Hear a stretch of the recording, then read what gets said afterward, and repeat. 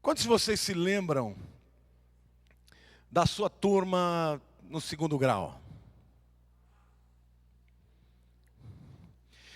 Quantos de vocês já tiveram a oportunidade de fazer um reencontro depois de 20 anos com essa turma? É diferente, né? Às vezes aquele gatão tá barrigudo, careca, não é? Às vezes aquela mulher linda tá matrona. Às vezes aquele cara que você imaginava que ia se dar bem na vida é um duro. Você já reparou como às vezes as expectativas humanas nem sempre trazem aquilo que a gente espera? É verdade ou não é? Às vezes aquela pessoa que você fala, puxa, não dava nada para ele, se tornou uma pessoa muito bem sucedida. Sim ou não? Você pode ter certeza de uma coisa, querido. Sucesso na vida não é de graça. Tirando as pessoas que ganham na loteria, que são raríssimas, e muitas delas perdem tudo que ganharam. Se você vê uma pessoa bem-sucedida, por trás desse sucesso existem princípios. E se tem um povo que, como nação, é um povo que prospera, é o povo judeu. Esse povo tem muito a nos ensinar. E a palavra de Deus, que é a base da cultura hebraica, nos ensina princípios simples, que se colocados em prática, qualquer pessoa pode prosperar. Amém? Diga para a pessoa do teu lado, quer saber isso aí, meu querido? Então abre o coração, porque Deus tem coisas lindas para te falar. O primeiro princípio que eu quero apresentar para você hoje está por trás da palavra Melech. Melech é rei no hebraico.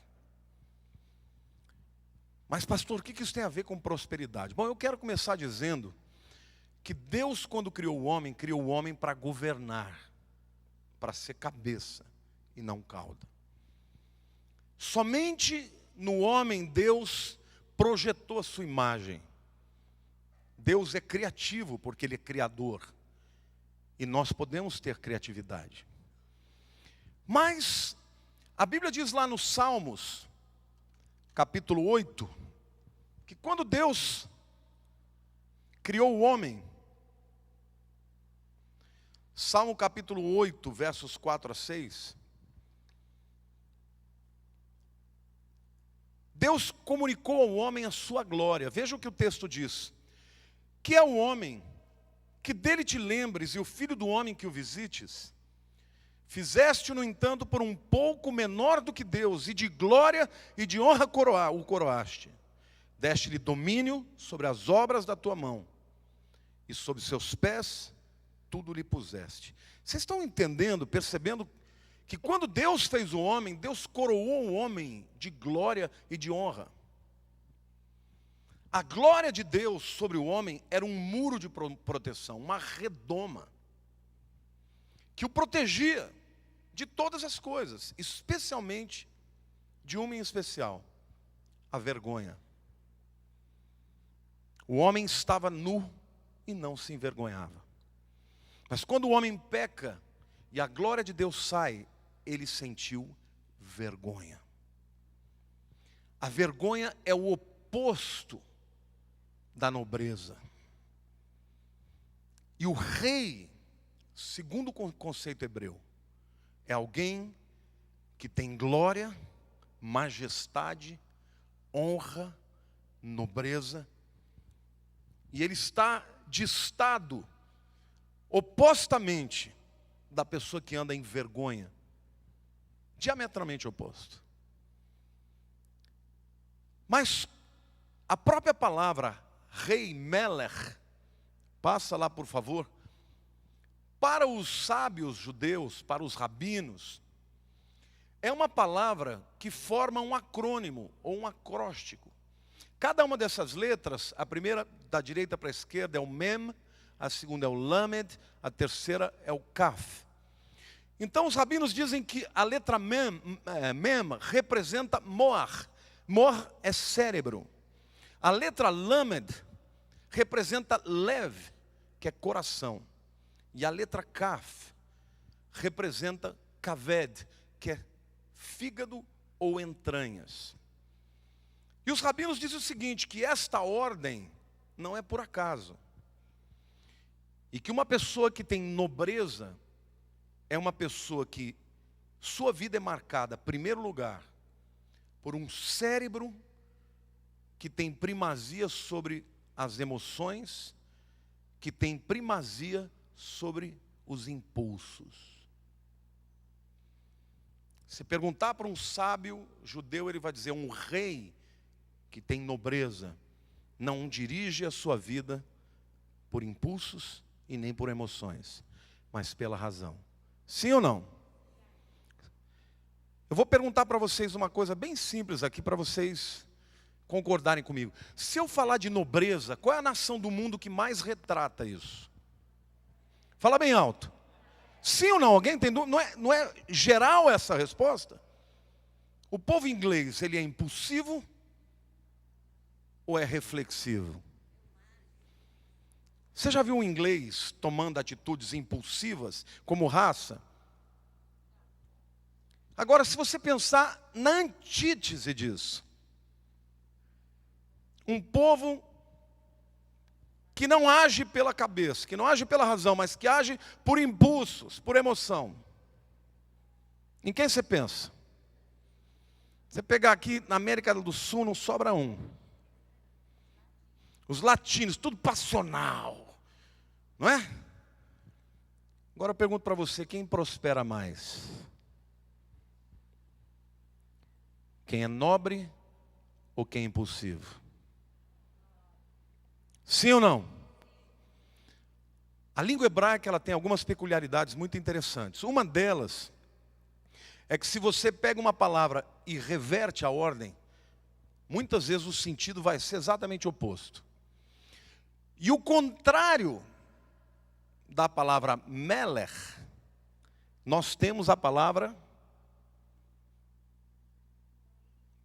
kalem. Kalem no hebraico é vergonha. Diga assim, o extremo da honra é a majestade. O extremo da desonra é a vergonha. Para o judeu, a vergonha vem quando os impulsos dominam os sentimentos e a razão. Você conhece alguém que porque agiu por impulsos perdeu alguma oportunidade na vida? Você conhece alguém que já tomou uma atitude por impulso e depois se arrependeu? Falou, se eu não tivesse feito isso. Quantos aqui já tiveram vontade de xingar o chefe? Quem não xingou? Pelo menos na frente dele. Se você está empregado é porque você não xingou. Mas se você falar tudo o que você pensa do teu chefe ou de qualquer pessoa, meu querido, você não vai ter um amigo, você não vai ter uma esposa, você não vai ter um líder, você não vai ter um emprego na vida. Nobreza é uma atitude importante para quem quer prosperar. O nobre age com lisura. Não pense que vocês que o povo inglês também não tem vontade de xingar. Não. Lógico que tem. Mas eles têm uma cultura que os ensina que não se fala tudo o que você pensa. Tem gente que pensa que pode falar o que quer, meu irmão. Quem fala o que quer, ouve o que não quer. Diga para a pessoa do teu lado, seja mais nobre. Haja mais pela razão. E menos pelo impulso e pelas emoções. Provérbios capítulo 16, versículo 32, diz assim: melhor é o longânimo do que o herói da guerra, e o que domina o seu espírito, do que o que toma uma cidade. Quem escreveu isso foi Salomão, era um homem racional. E ele compara o reino que ele conquistou com o reino do seu pai Davi. Davi foi um grande guerreiro.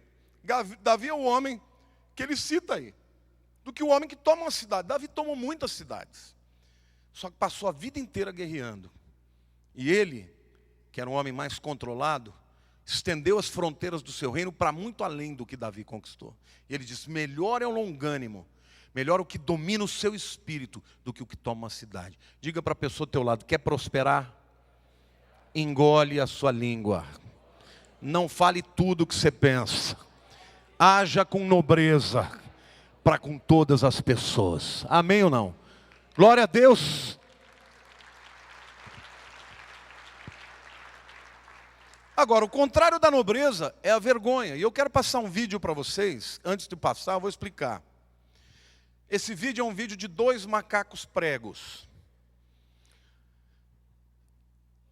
E a tratadora, cada um numa jaula, a tratadora então coloca uma pedra para dentro da jaula e o macaco devolve a pedra para ela. Os dois fazem isso. Só que um dos macacos recebe uma uva como recompensa. A paga dele é uma uva. E eles adoram uva. O outro macaco recebe pepino, eles detestam pepino. Vejam o que aconteceu. Passa lá, por favor. Tem muita gente que acha que nem esse macaco. Pode não atirar pepino no chefe, mas atira palavra, fala um monte. Ainda sai de lá, falei mesmo. Vai perder o emprego, vai perder a oportunidade, vai ter uma péssima recomendação. Ainda tem cara de pau de pedir depois recomendação. Você dá uma carta de recomendação. Se alguém jogar um pepino em mim, eu não vou recomendar para ninguém.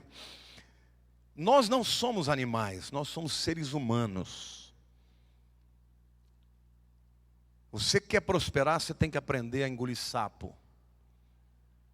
Não fale tudo que vem na tua cabeça. Domine o seu espírito. Porque melhor é o que domina o espírito do que o que toma uma cidade. Amém? Às vezes a pessoa erra com você. Pode aplaudir.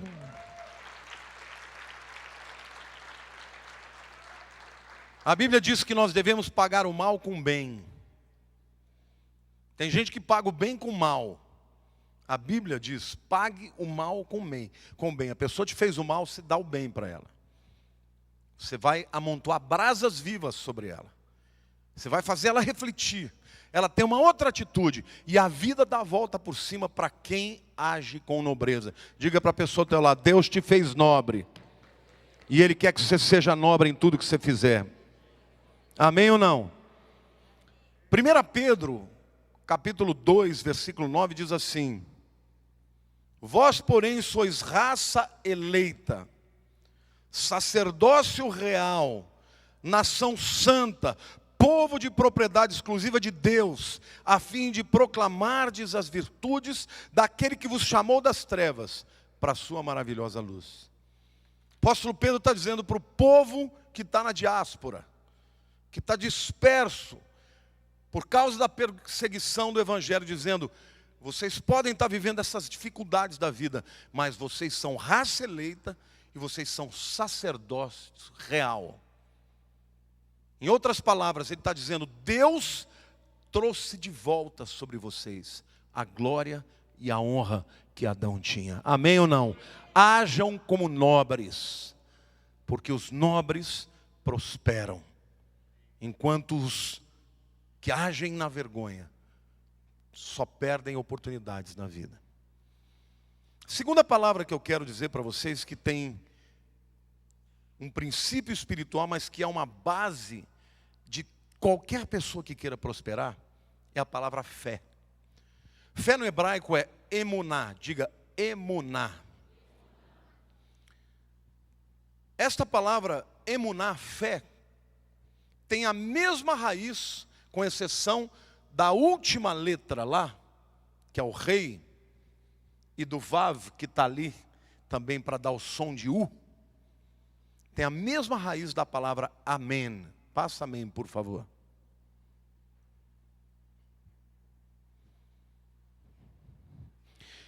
Amém. Quando você ouve uma palavra que você crê, o que você fala? Eu? Amém. Amém significa eu? Amém? Quando você está concordando, você fala o quê? Amém. Eu creio. Amém significa isso. Eu concordo, é verdade. Eu creio. Vem de emuná. Só que a mesma raiz de amém é a palavra oman. E eu vou mostrar para vocês o que a palavra oman significa a partir de um texto de Eclesiastes, capítulo 7, versículo 1, que diz o seguinte. Isso é Salomão, tá? Fazendo uma poesia linda para chavecar a noiva dele, a sunamita. Ele diz assim: que formosos são os teus passos dados de sandálias, ó filha do príncipe. Os meneios dos teus quadris são como colares trabalhados por mãos de artista. Ele está olhando para a mulher dele, andando. E ele fala: o teu rebolado, eu estou traduzindo, tá? O teu rebolado faz você parecer uma joia que foi feita por um artista. Essa palavra artista é humano. Essa palavra hoje é traduzida por uma pessoa profissional. Qual é a diferença de um amador de um profissional?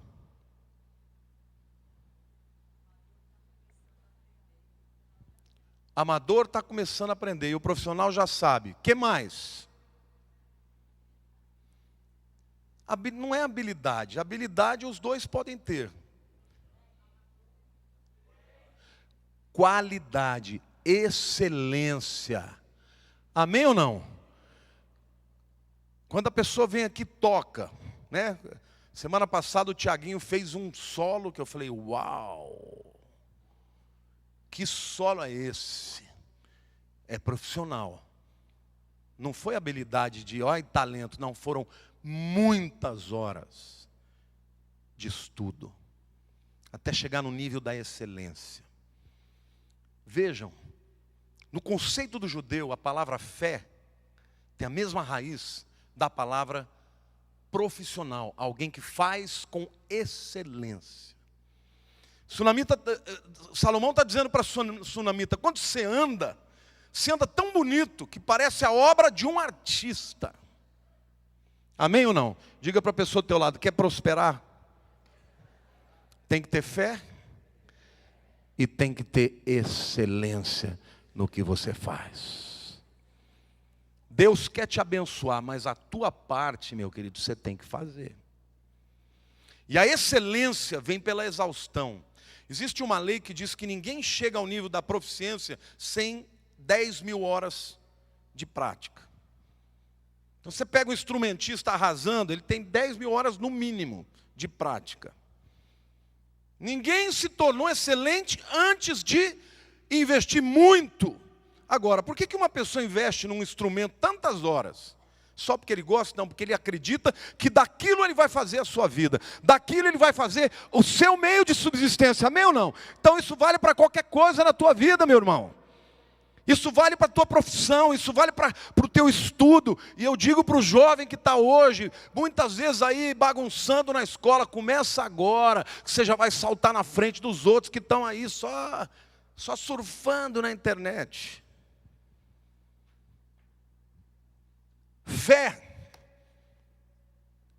e profissionalismo estão na mesma raiz. E ninguém prospera, meu querido, se não tiver essas duas coisas. Amém ou não? É interessante que no mundo antigo a palavra humano também significava alguém economicamente ativo. E deixa eu te dizer uma coisa: uma economia depende das expectativas de fé. Sim ou não? Eu li esses dias agora uma ilustração sobre o que é dinheiro que eu achei sensacional. Quero falar para vocês aqui. Uma definição muito interessante. Preste atenção porque não vai aparecer escrito. O dinheiro é uma promessa feita pelos outros a você de te darem o que você quer, quando você precisa, em troca de algo que você pode dar a eles. Sim ou não? Vocês sabem que antes de existir a moeda, as pessoas comercializavam através de escambo. Você sabe o que é o escambo? Troca. Eu queria comprar um porco e eu tinha uma galinha. Aí eu chegava no dono do porco e falava, vamos trocar uma galinha por um porco? Ele fala, não, meu porco pesa muito mais. Eu quero 2 galinhas. Então eu trocava 2 galinhas por um porco. Chegou uma hora que os parâmetros não davam mais para você comparar coisas com coisas. E criaram moeda. Mas o papel moeda nada mais é do que uma promessa. Promessa de que o teu patrão dá, você vai lá, trabalha 30 dias para ele, e chega no fim do mês, ele te dá aquela moeda. Que é uma promessa de que você vai poder trocar essa moeda pelo aquilo que você quer e aquilo que você precisa. Sim ou não? Vai me dizer que não tem que ter fé. Diga para a pessoa, se você acredita no real, você é uma pessoa de fé. Sim ou não? Para vocês verem como está ligada a relação. Por exemplo, nós recentemente vimos as eleições. Quando o PSDB parecia que ia ganhar, o que acontecia com as bolsas? Subiam. E o dólar? Caía. Aí parecia que o PSDB não ia ganhar, que ia ganhar o PT. O que acontecia com a bolsa? Caía. E o dólar? Subia. O que é isso? A economia tinha expectativas de uma mudança de governo, porque na mudança de governo haveria uma mudança dos princípios econômicos. E quando as pessoas têm uma expectativa favorável, entre parênteses, fé, ao invés delas botarem o dinheiro no colchão, elas vão negociar. Vão comprar, o comércio é aquecido, a indústria é aquecida. Toda economia depende de fé. Diga para a pessoa ao teu lado, se você quer prosperar economicamente, tem que crer. Esse é um princípio que é intrínseco, meu irmão. Intrínseco. E é interessante que a palavra amém, ela evolui para um sentido de verdade. Quando Jesus diz, em verdade vos digo. Sabe como é que é no hebraico? Amém, amém, omer lachem. Amém, amém. Aquilo que começa com o sentido de fé, vira o sentido de verdade. Diga para a pessoa ao teu lado, porque a fé tem o poder de transformar os sonhos em realidade. Você pode aplaudir o Senhor e dizer, eu creio.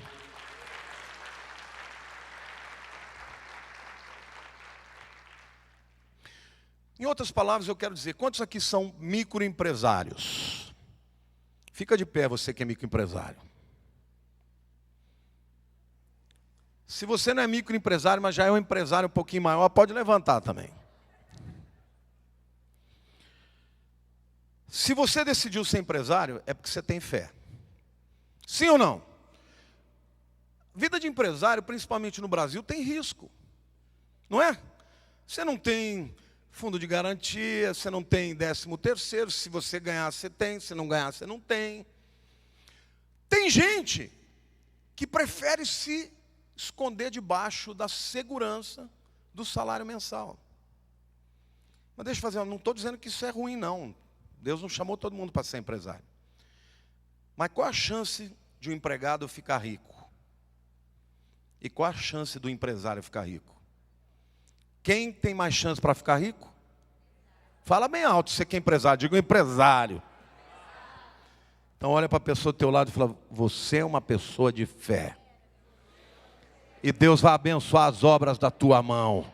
Amém? Aplauda o Senhor, diga eu creio.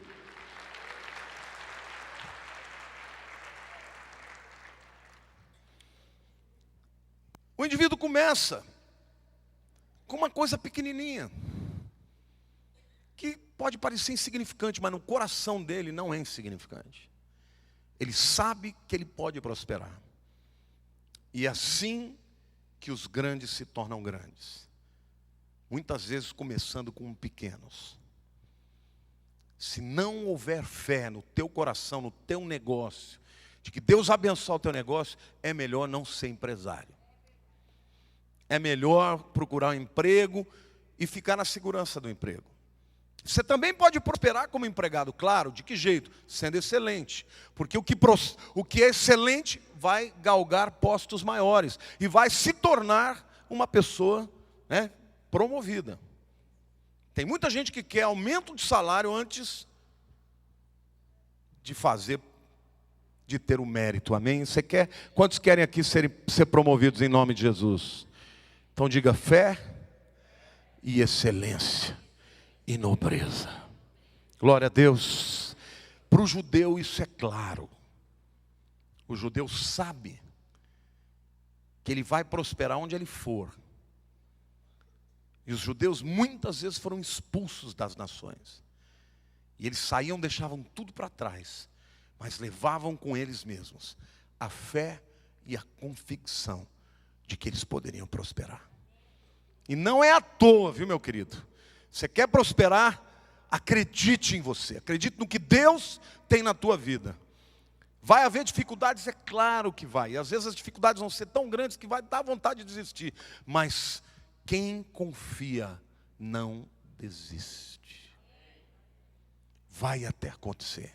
Aí você olha uma pessoa que prosperou muito e você fala, nasceu com aquilo virado para a lua. Não. A lua não tem esse poder. Olha para a pessoa do teu lado e diga, a lua não tem esse poder. Diga, se prosperou é porque fez por merecer em nome de Jesus. Amém? Mas a terceira palavra que traz em si mesmo um princípio é a palavra Esser ou Ashir. Esta palavra Esser é o número 10. Tem a mesma raiz de Ashir, que é a palavra riqueza. Deixa eu fazer uma pergunta para você. Vamos ver se tem alguém brilhante aqui. O que o número 10 tem a ver com riqueza? Eu ouvi, pode falar bem alto. Dízimo. Olha para o teu irmão do lado e fala, xiii, estava bom demais. Que as pessoas ficam arrepiadas quando falam de dízimo. O diabo detesta de falar de dízimo. Sabe por quê, meu querido? Porque o dízimo é um princípio como é a gravidade. Você acha que você tem o direito de falar, não, a partir de hoje, não concordo com a gravidade, não vou mais fazer parte dela. Você não me pertence. Aí você chega no 20º andar do prédio e fala, gravidade, eu e você não concordamos, eu não vou obedecer a você, não concordo, e sai, pula. Você acha que porque você é crente, você vai voar? Diga para o teu irmão do lado, querido, o crente também morre se pular. Por quê? Porque a gravidade é para todo mundo. O dízimo é assim também, querido. Até o ímpio, se for dizimista, vai ser próspero financeiramente. E eu quero mostrar para vocês na Bíblia, porque tem os teólogos que vêm dizer, não, mas o dízimo era para o povo judeu da lei, eu estou na graça. Eu quero te dizer que Abraão viveu 500 anos de Moisés, antes de Moisés. Quem trouxe a lei para o mundo foi Moisés.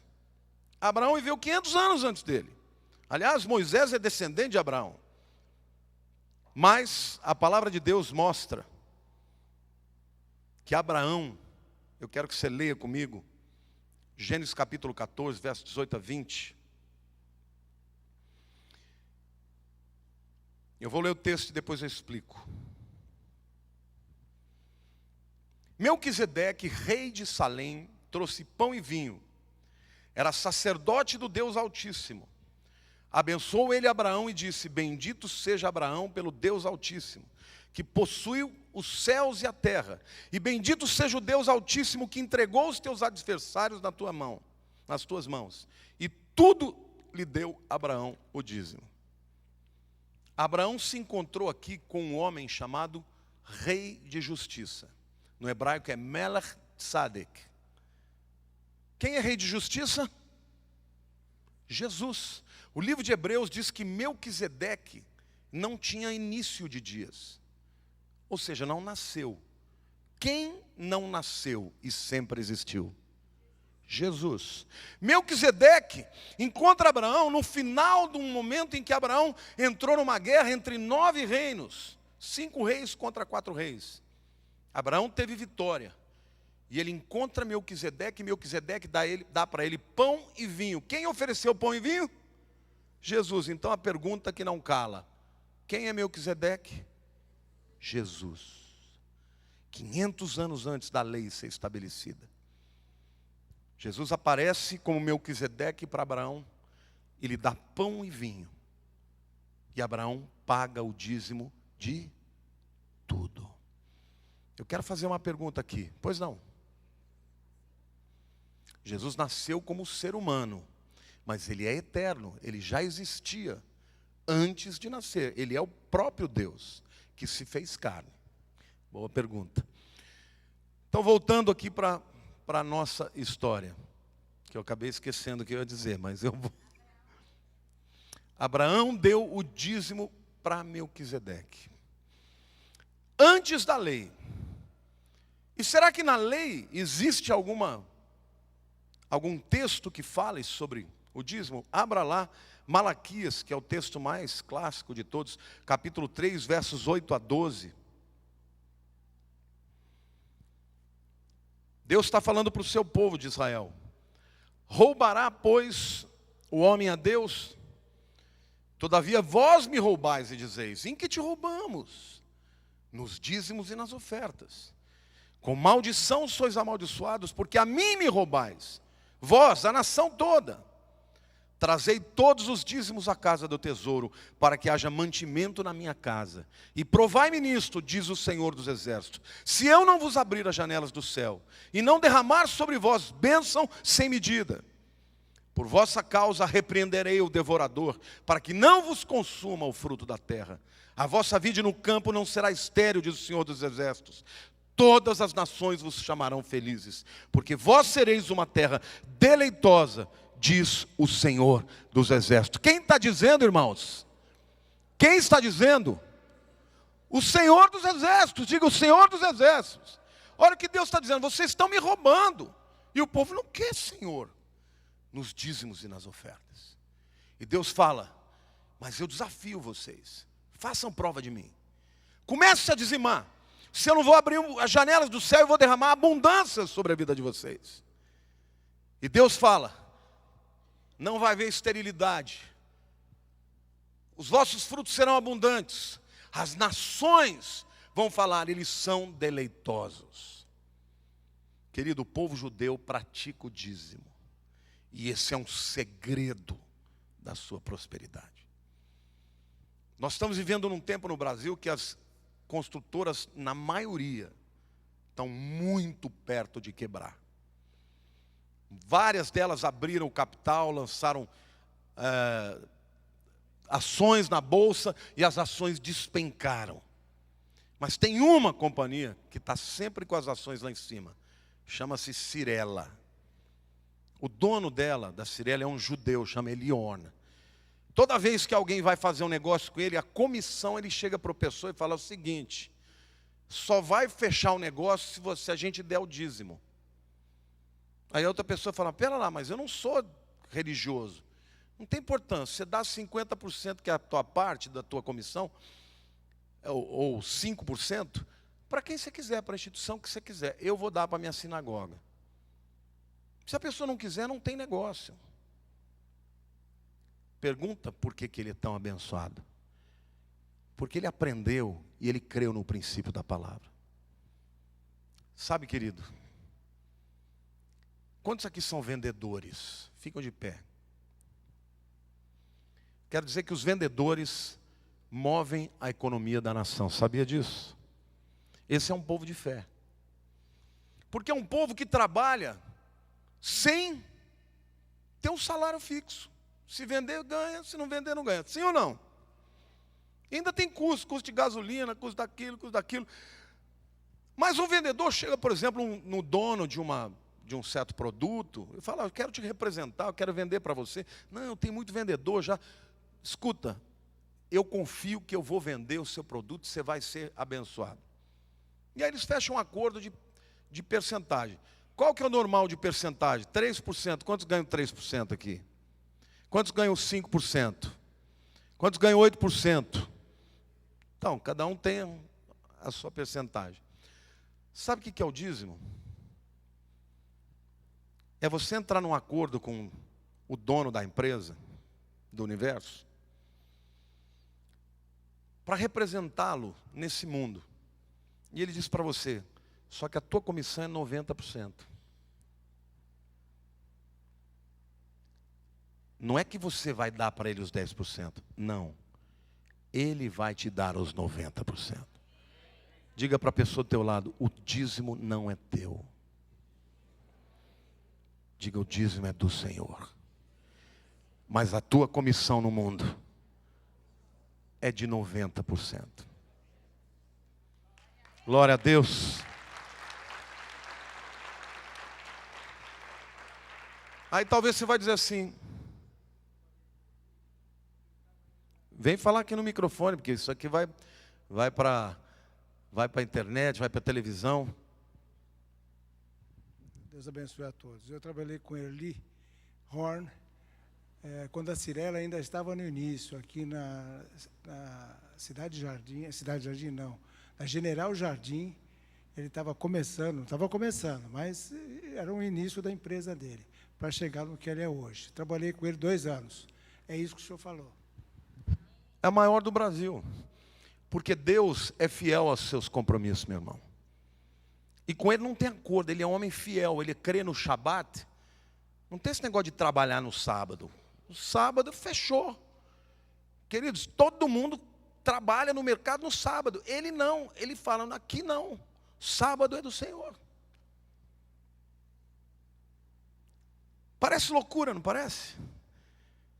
Mas Deus fala, esses que são capazes de fazer aliança comigo, eu vou abençoar, eu vou levantar, para todo mundo olhar e dizer, uau. Diga para a pessoa do teu lado, você não quer isso para a tua vida também, irmão?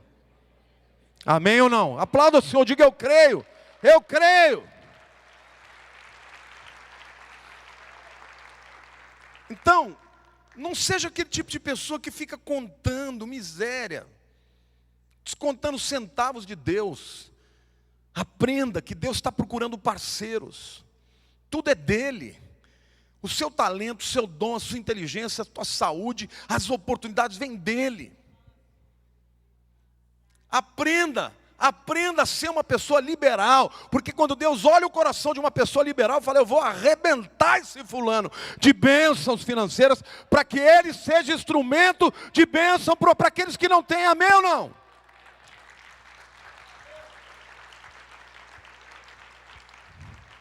Você quer ver uma coisa? Foi feita uma pesquisa, saiu no Jornal Nacional, das nações que mais doam para entidades sem fins lucrativos, para ONGs, para igrejas, para sinagoga, para tudo quanto é coisa.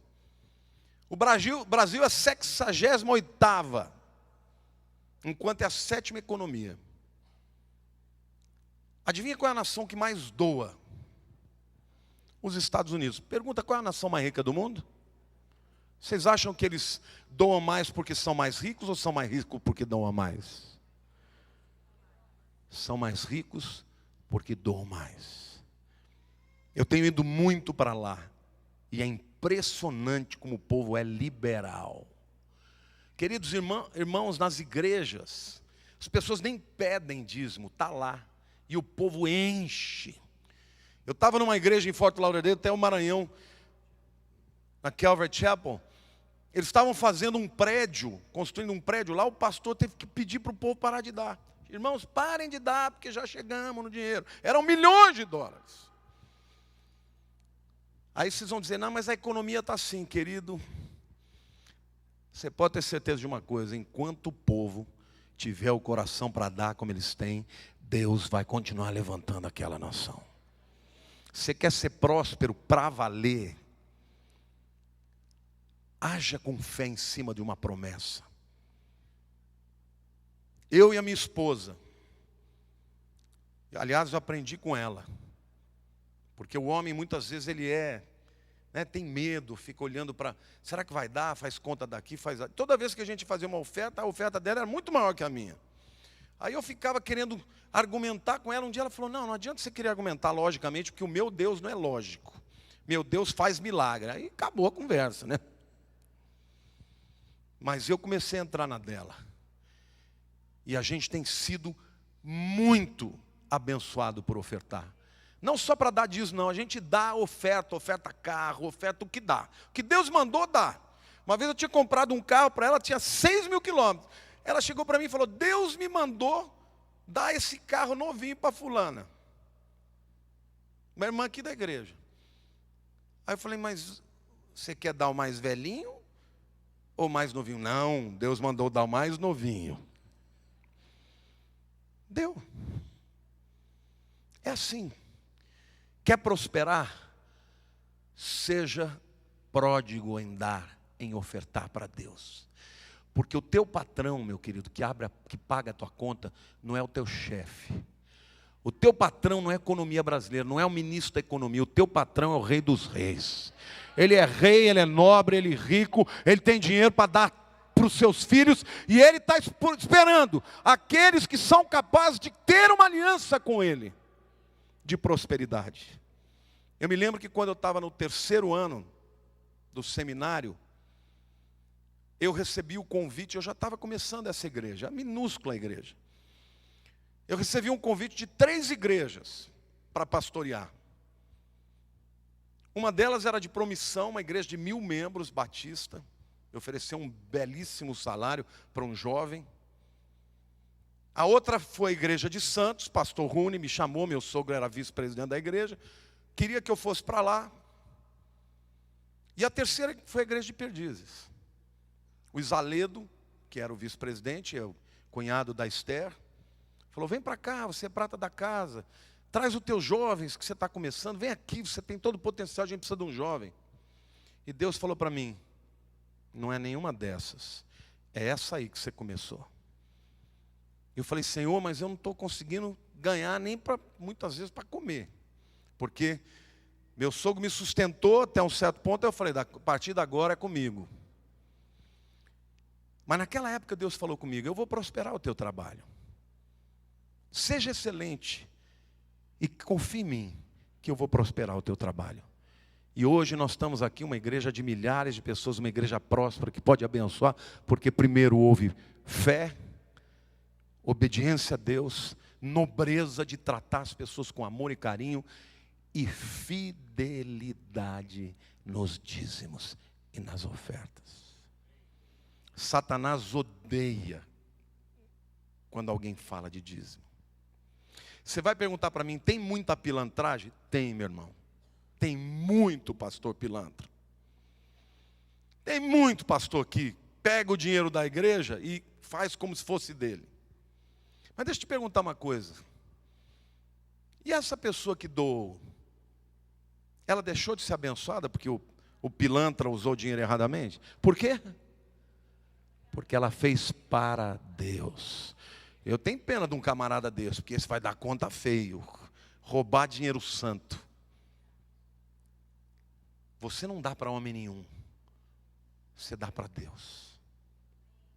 Você está me entendendo? Talvez você nunca tenha vivido isso aí porque nunca ninguém te ensinou. Mas o princípio é como a gravidade. Mesmo quem não sabe, está debaixo dela. Tem gente que fala, pastor, eu estou numa pendura tão grande que eu vou esperar melhorar um pouquinho para começar a dar o dízimo. Não, querido. Se você pode viver com 10, você pode viver com 9. Pode ou não? Sim ou não? Ah, mas eu não consigo viver com 10. Então eu não consigo viver com 9. É a mesma coisa. Separa primeiro e dá para o Senhor. Se Deus fala, provai-me. Se eu não vou abrir as janelas do céu de uma maneira extraordinária, que as nações da terra vão olhar para você e dizer, uau! É isso que acontece com o povo judeu. Onde eles vão, não importa a cultura, a dificuldade, a perseguição, eles prosperam. Por quê? Porque os rabinos ensinam o privilégio de obedecer o Deus da aliança. Quais são os 3 princípios que Deus quer que você obedeça para ser próspero financeiramente? Qual é o primeiro? Diga: nobreza. Como é o nobre? O cérebro controla as emoções, que controla os desejos. O homem que domina o seu espírito controla uma cidade. Segundo princípio, fé. Diga para a pessoa ao teu lado: o mundo espiritual existe em cima deste princípio da fé. Querido, nenhuma bênção sobrenatural vai acontecer na tua vida se não for pela fé.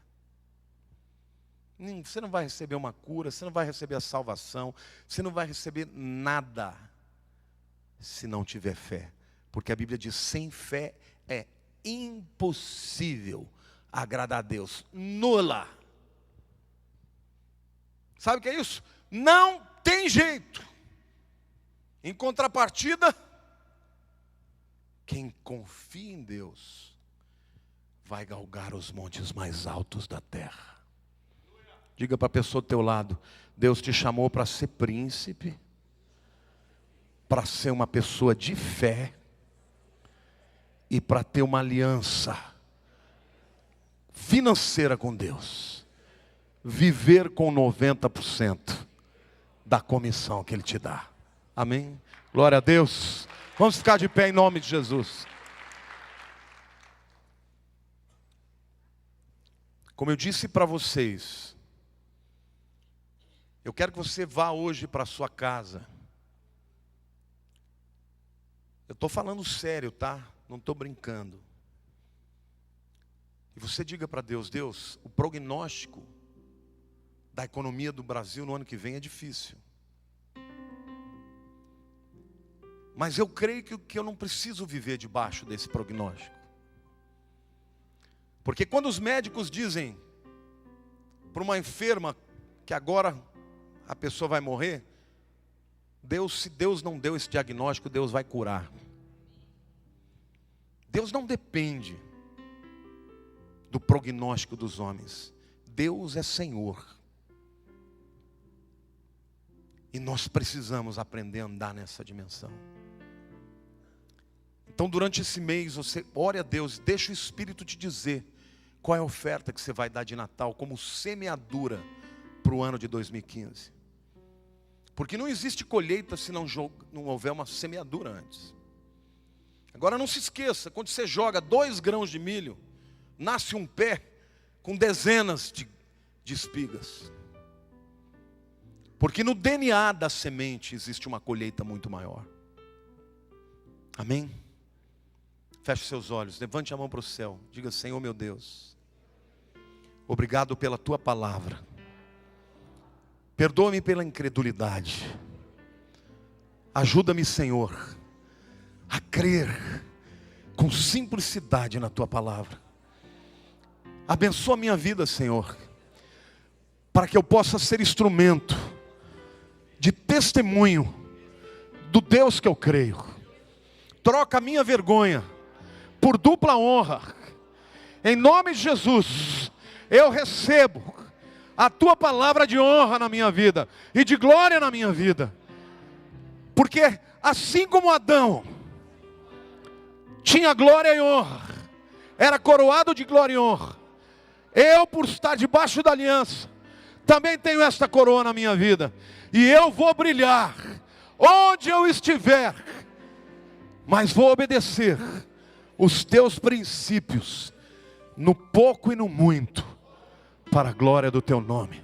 Aumenta a minha fé, transforma o meu coração num coração honrado. E eu quero te pedir perdão por todas as vezes que eu roubei ao Senhor, por não dar o dízimo. A partir de hoje, vai ser diferente. E o ano de 2015 será um ano de grande colheita na minha vida. Em nome de Jesus. Amém. Aplauda o Senhor, querido.